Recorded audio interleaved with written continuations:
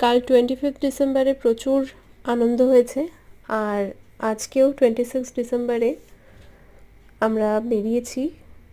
আমাদের কুটুর যোগার প্রোগ্রাম ছিল।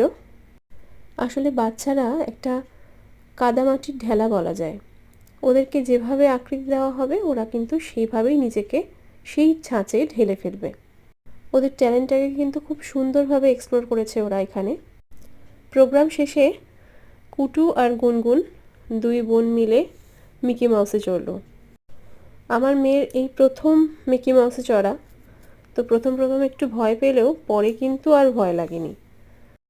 তারপর দিদিয়ার সাথে একটু ঘুরু হলো, তারপর একটু ছোট্টখাটো খাওয়া দাওয়া হলো। তো সব মিলিয়ে আজকের দিনটা কিন্তু বেশ ভালোই কাটলো।